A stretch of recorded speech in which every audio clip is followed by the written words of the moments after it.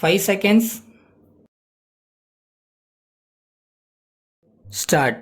அன்புமிக்க நண்பர்களே, அன்னை தெரசா பெயரில் அமைந்துள்ள இந்த குழந்தைகள் காப்பகத்தை திறந்து வைக்கின்ற வாய்ப்பினை சமூக நலத்துறை அமைச்சர் என்ற முறையில் எனக்கு நல்கிய பெரியோர்களுக்கு என்னுடைய வணக்கத்தையும் நன்றியையும் தெரிவித்துக் கொள்கிறேன்.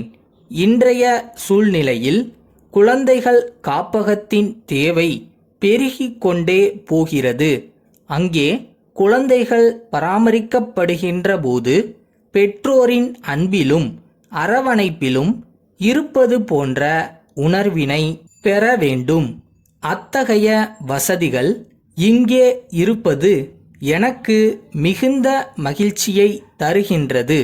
வீட்டிலேயே முடங்கிக் கிடந்த பெண்கள் இன்று கல்விக்கூடங்களிலும் தொழிற்சாலைகளிலும் அரசு அலுவலகங்களிலும் பணியாற்றி கொண்டிருக்கிறார்கள். நவநாகரிக வாழ்க்கையில் கணவன் மனைவி இருவரும் பொருளீட்டினால்தான் வசதியான வாழ்க்கை, வளமான வாழ்க்கை அமையும் என்ற எண்ணம் வேரூன்றிவிட்டதை நீங்கள் நன்கு அறிவீர்கள். இருவரும் பணியாற்ற சென்றுவிட்டால் குழந்தையை யார் கவனிப்பது என்ற பிரச்சனை எழுகின்றது. இந்த காரணத்தினாலேயே முன்பெல்லாம் பெண்கள் வேலைக்கு செல்லாமல் இருந்தார்கள். வேலைக்கு சென்றாலும் திருமணத்திற்கு பின் அந்த வேலையை விட்டுவிடக்கூடிய நிலைமை ஏற்பட்டது. இந்த பிரச்சனைக்கு ஒரு தீர்வு காண்கின்ற முயற்சியிலேதான் குழந்தைகள் காப்பகம் தோன்றியது. இது பணிக்கு செல்லும் பெண்களுக்கு ஒரு வரப்பிரசாதமாக அமைந்துள்ளது என்பதை தெரிவித்துக் கொள்கிறேன். இந்த காப்பகத்தில் குழந்தைகள் பராமரிப்பில் தேர்ச்சி பெற்ற செவிலியர்களும் ஆயாக்களும் இருக்கிறார்கள். குழந்தைகள் மகிழ்ச்சியாக இருக்க விதவிதமான விளையாட்டு பொருள்கள் இருக்கின்றன. இயற்கையான முறையில் குழந்தைகளின் ஆரோக்கியத்தை பேணுகின்ற வகையில் காப்பகத்தை சுற்றி அழகிய பூச்செடிகள் வளர்க்கப்படுகின்றன. இந்த நேரத்தில் இங்கே ஒன்றை சுட்டிக்காட்ட விரும்புகிறேன். இளமையில் கல் என்பது ஒரு முதுமொழி. அதற்கேற்ப 5வது வயதிலேயே குழந்தைகளை பள்ளிக்கூடத்திற்கு அனுப்ப வேண்டுமென்ற சிந்தனை இருந்தது. ஆனால் இப்போது அந்த கூற்று மாறிவிட்டது.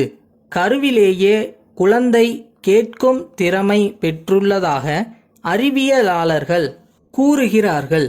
கருவிலேயே கண்ணன் உபதேசத்தை அபிமன்யு கேட்டான் என்ற மகாபாரத கதையை இது மெய்ப்பிக்கிறது. அதனால் காப்பகத்தில் உள்ள குழந்தைகளின் கேட்கும் திறமையும் நினைவாற்றலையும் மேம்படுத்த முடியும் என்பது தெளிவாகின்றது. ஆகையால் இத்தகைய அமைதியான சூழ்நிலையில் குழந்தைகளுக்கு ஒழுக்கத்தையும் எளிய முறையில் கல்வியையும் போதிக்க தகுதியான ஆசிரியர்களை நியமித்தால் சிறப்பாக இருக்கும் என்பதை தெரிவித்துக் கொள்கிறேன். இங்கே பராமரிக்கப்படுகின்ற குழந்தைகளின் மருத்துவ வசதிக்காக அருகிலுள்ள அரசு மருத்துவமனையில் பணியாற்றுகின்ற ஒரு மருத்துவரை அவ்வப்போது வந்து சிகிச்சை அளிக்க நான் ஏற்பாடு செய்கிறேன். மேலும் என்னுடைய நலத்துறையின் மூலமாக உங்களுக்கு என்னென்ன உதவிகள் செய்ய முடியுமோ அவற்றை செய்ய நான் தயாராக இருக்கிறேன் என்று கூறி உங்கள் முயற்சி வெற்றி பெற வாழ்த்தி என் உரையை முடித்துக் கொள்கிறேன். ஈரோடு மாவட்ட கைத்தறி நெசவாளர் கூட்டுறவு சங்கங்கள் இணையத்தின் செயலாளர் திரு மு. சுரேந்திரன் சென்னை கைத்தறி இயக்குனருக்கு எழுதிய கடிதம். ஐயா, ஈரோடு மாவட்டம் கைத்தறி நெசவாளர்கள் நிறைந்த பகுதி. இங்குள்ள மக்கள் பெரும்பாலும் நெசவு தொழிலையே நம்பி வாழ்ந்து கொண்டிருக்கிறார்கள். வறட்சியின் காரணமாக பருத்தி உற்பத்தி குறைந்து விட்டதால் நூல் விலை அதிகமாக இருக்கிறது. அதே நேரத்தில் துணிக்கு போதிய விலை கிடைக்கவில்லை. அதனால் கைத்தறி துணி பெருமளவுக்கு தேங்கிவிட்டதால் நெசவாளர்கள் வேலையின்றி தத்தளித்து கொண்டிருக்கிறார்கள். இந்நிலையில் அரசுதான் அவர்களுக்கு ஆதரவளிக்க வேண்டும். வரும் பொங்கல் பண்டிகையை முன்னிட்டு வறுமை கோட்டிற்கு கீழே உள்ளவர்களுக்கு இலவச வேட்டி சேலைகளை அரசு வழங்கும்.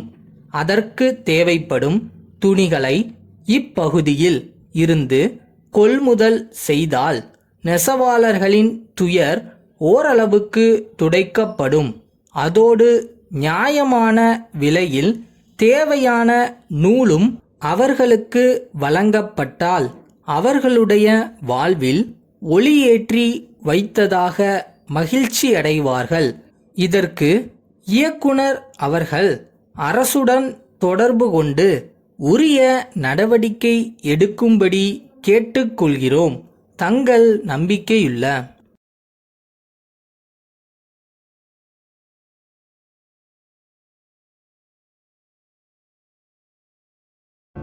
கான்ஃபிடென்ட். ஃபர்ஸ்ட் என்னால் முடியும்னு நாம முழுசா நம்பினா லைஃப்ல எதை வேணாலும் அச்சீவ் பண்ண முடியும்.